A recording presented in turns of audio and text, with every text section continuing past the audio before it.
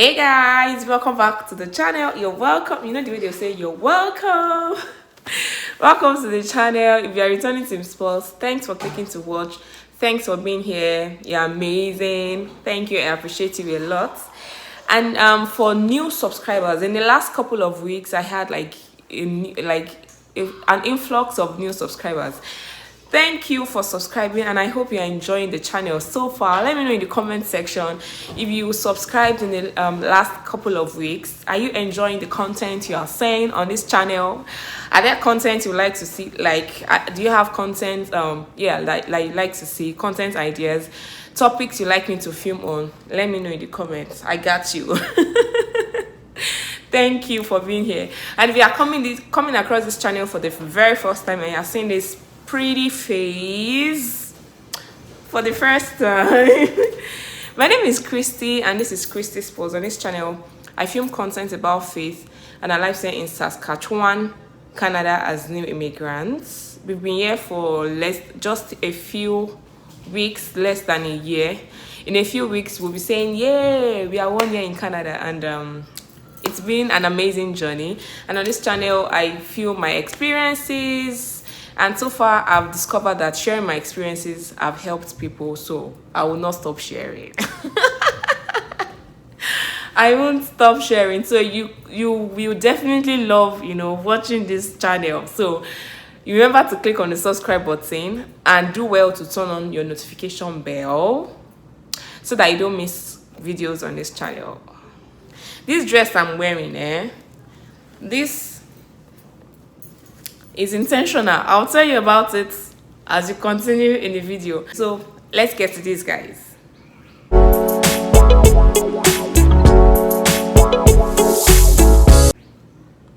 Welcome back, guys. So this video is just about some of the things I've Eight is such a strong word, so I'm trying to stay away from using the word eight. Eight is really strong. It is strong. I'll just say that I dislike about living in Canada. Like, there are things I have to live with. There are things of course, like I say in previous videos, even though there are things I don't really like about being here, I am okay. Like, I am fine, because I know that whatever it is I don't like, I can still live with it. Like, it is not something that I can, that it's like some people will say deal breaker. It's not a deal breaker for me in staying here. So these are just a few things I don't like about living in Canada. And the first on the list for me, if you like, say I am a lazy housewife, I am a lazy mommy, but the first on the list for me of the things I do not like about living in Canada is you don't have cheap help. Because that's the way I would say it. You don't have cheap help. There's no you know how we have helps in Nigeria. In fact, I was speaking with somebody the other day and the person said she had maybe 2 or 3 house helps when she was back home in Nigeria. And the good thing about these house helps is how much will it cost you to have one house help? Like, it doesn't cost a lot to have helps, like in the house. You know how you want to. And one thing I loved about helps, having house helps, is how you can go out in the morning and by the time you are back, your house is neat. Somebody have washed the dishes, somebody have swept the floor, somebody have washed your clothes. The only thing maybe you might have to do is maybe cook some food, and even as you are cooking, you're not the one that will clean up after. Guys, you're not the one that will clean up after. That was such an easy life. But guys, we just moved like recently when we were trying to get someone that will help us clean the rug of our previous house. Like, the only thing the person was charging us for was to clean, like vacuum and wash. Actually, it is to wash. The only thing we wanted the person to do for us was to wash the rug. The person said we were going to pay $250 just for washing the rug. Cleaning the house, cleaning the bathroom, cleaning the fridge, and every other thing was not part of that deal. Just to clean the rug was going to cost us $250. So imagine if I now say I want someone that will come and help me clean my whole house, and I want the person to be a living. Shebi is living we used to have in Nigeria. And I want the person to be a living, or I want the person to come in maybe twice a week or 3 times a week. That I'll be paying through my nose to have such help. And so you practically have to pay like through your nose to have help, to have someone help you clean your house. And guys, I'll be honest about this. There are times cleaning your house is such a chore. Like it's you just that sometimes you just want to lay down, you just want to, but of course, the dishes in the dishwasher, the dishes in the sink are looking at you. The floor is looking at you, looking for who will sweep it. There's food to be cooked for the kids, and there are just a lot of. There's floor to be mopped. There's places to be dusted. There are, oh gosh, it's just a lot sometimes. Sometimes house chores can be overwhelming, and the fact that you can't get a cheap source of help to help with the house chores can sometimes be draining. So that's the first thing I do not like about living in Canada. Like, can I just have? And I think that's one of the reasons they frown at people saying they want to bring in adopted kids, because they feel like it is maybe child trafficking. You are bringing the child to come and do, free labor or something like that. They are very finicky when it comes to you bringing in a child and saying it's an adopted child or something like that. So it's just like, I don't know, like house chores. And there's no help with the house chores can be very, very frustrating at times. And that's the first thing that I do not like about living in Canada. The second thing for me will be the fact that you have to book appointment for almost everything.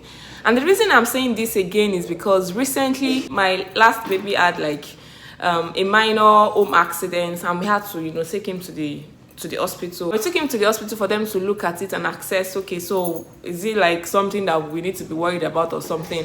And we actually had to go to 3 different places before we got a place that will attend to him. And these 3 different places, they call themselves emergency clinic. They say they are walk-ins, they're emergency something. There was one that was closed because it was a weekend. There was one that said that they are about to close, so they cannot attend to us. And it was at the 3rd one that we actually got a doctor that attended to us. And I was like, God will not just allow somebody to see case of emergency, having to take him to, and these are not close to each other. We have to drive to the first place. They are not working. Got to the second place. And this was maybe 5-7 minutes apart from the second place, and the third place was 12 minutes or 15 minutes drive. And I was just looking at, just imagining if it was like an emergency situation. The person driving would not even be, in their normal state of mind and all that. So, the fact that you have to book appointments for everything, even in this case now, even emergency safe. And I think, okay, now that we had that situation, we have realized that there are just a few hospitals that work on weekends, and even those that work on weekends, there are some that close later than some. And so it will help I'm just hoping that we won't have a reason to, do this kind of hospital visit again, but it will help our decisions in case we have a need to visit the hospital. So the fact that you have to book appointments, you want to make your hair, the only reason I was able to make this hair, and like you've seen the video, it was almost a year. We are just 2 months to us getting to 1 year. Is you have to book an appointment even to make your hair. I don't even bother with my daughter's hair. I just make it myself. You have to book appointment for everything. You have to book appointment for everything. The other day, our car had it was making some noise, and I remember that back home in Nigeria, car is making noise. We don't call mechanic come and meet us here right now. And in fact, I could be telling the mechanic that this car, we are taking it back home, or this car, there is somewhere that hurry up about it. But when we had something to an issue with our car, we had to find a way of ensuring that we had to book an appointment with the mechanic, and we took the car there, and we dropped the car in the morning. We got it back in the night. They took the whole day. So, and because of course we still use just one car, we had to find our way. We had to just sort ourselves and drop the car with the mechanic, and it's just oh gosh. And still talking about having to find our way, Uber is crazily expensive. And back home in Nigeria, if it was that you have to drop your car with the mechanic, that however amount you want to spend to where you are going to, it's not going to be you won't even think twice about it. the amount of money to take you to get to maybe your work, because the car is at the mechanic's shop or something. But Uber is bus is another thing. To take bus is a waste. So it's a waste of time. Actually, it takes time. It takes longer, a lot longer to take the bus than if you are driving. So all these things just come into each other to make it feel like, oh gosh, why mark up, why, like, and everything like dental appointment, massage. So one of the things my doctor said I should do the last time I was there was to get a massage done because of some aches I complained about. He said I should go get a massage. Like, how you can, of course, walk into a spa and you can walk into a spa and just get in Nigeria. You can walk in, if this one is not forthcoming, there's another one. Like, there are options just around you. But this one, you have to book. Even for massage, I had to call in to book an appointment. And the sad part, I've called them, try to book an appointment. I'm still waiting for them to call me back to book the appointment. So it's just like, even the booking of the appointment, they are not like running after, client, we don't want to miss the client. So if you are the one that wants to book appointment and you're expecting that they should call you, or don't rely too much on them calling you. If you really need to book the appointment, in case you expected your call and you didn't get it, you need to give them a call back, because if they are not booking you, they are booking another person. So they are not like running after your business or something. And it's just like, it is what it is. Booking appointments and just all these things coming together is just one thing I dislike about being here. Why can't some of these good things in Nigeria like be here? Like, can I transport it down? The fact that I don't know. I mean, I dislike that about being here. One other thing that I dislike about being here, and this one has been glaring, shooking me in my eyes since I started driving actively to work, is the fact that you have to buy gas by yourself. And that is one reason. That is one reason that most times when I need to buy gas, my most preferable gas station is Co-op. And the reason is because Co-op has this attendants that kind of help you, they help you with the pump, they help you with the, they help you clean your windshield self. Like, so and I'm already thinking of, winter. I'm already imagining, okay, there's this freezing cold and I have to come and buy gas by my, the way you just roll down your glass in Nigeria and say, Eba meter only 5,000, Eba meter only 7,000. You have to get down, like make your payments, maybe with your card or something, and then put in the nozzle into your, I'm already thinking of how crazy that would be when it is winter, like when it is crazily cold. Right now, it's still not so bad. Like, even though the cold is, we are getting into the cold gradually, it's still like nice weather. In fact, it's sunny right now. And so it's still, manageable now, but I'm just imagining what it will look like. During the last winter, I was not actively driving. So it was, it was the ethic of the daddy of the house that was doing the driving.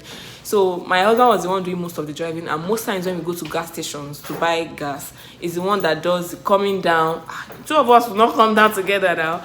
So it's the one that does the coming down, and he did it was the one that did all the paying for the gas and everything outside the car. The rest of us, so just sit down in the car and be waiting for daddy to finish. But right now, I'll have to, think about all those in the coming winter because I am actively driving. Well, maybe I'll just stick with my Co-op.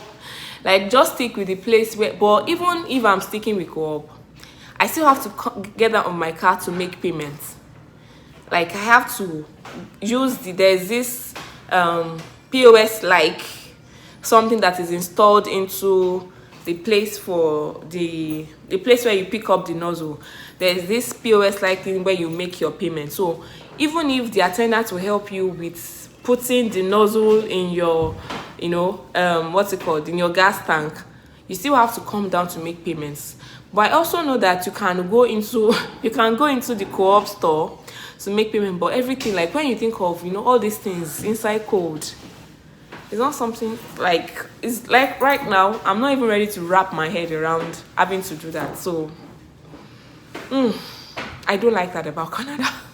The next thing for me that I dislike about being here is how crazily expensive some things can be. Like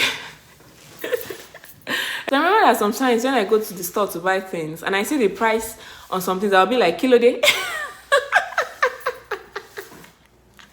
Like I actually say, kilo day. Like, why is this one this amount? I've actually said it a few times and I'm not even sure that I've stopped. I'm not sure the last time I said it is the last time I will say it. Sometimes I see prices of something, I'm like, kilo shele. Kilo day. Like, I'm talking to myself actually, because who will I ask? Who will I talk to? That why?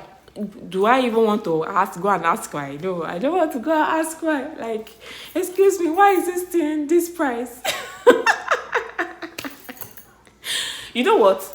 If I actually go to ask, I'm sure the store, because I've been in a situation where, what was it I wanted? I wanted to buy something. I was asking this the person that was trying to help me make my payments, and the person said, I just work here. I don't know. I'm only working here. I don't know. What was it I asked? I can't remember. Okay, I think I asked when next they might have a particular item or something, and she was like, she's just working here. She doesn't know. So if I go to ask an attendant, why is this thing, like, I don't even think. My gosh.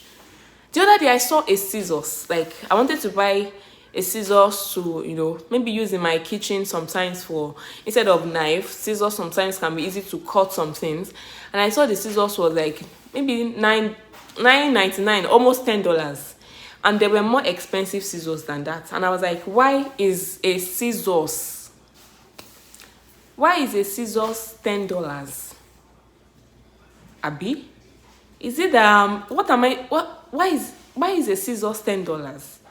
Or am I thinking that, is it me that I'm thinking that that's too much money to pay for a scissors? But I was like, scissors.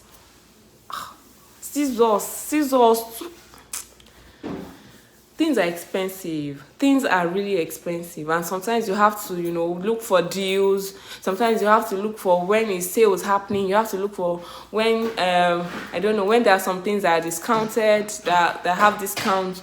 You have to look for, you have to sometimes go out of your way, or maybe wait some time before you can get some things, because you know that, okay, maybe I'll get a better deal, or maybe you have to look for ways to get things that are not so expensive. You have to be like extra conscious of going out of your way to get things that are still African food. Don't call my people.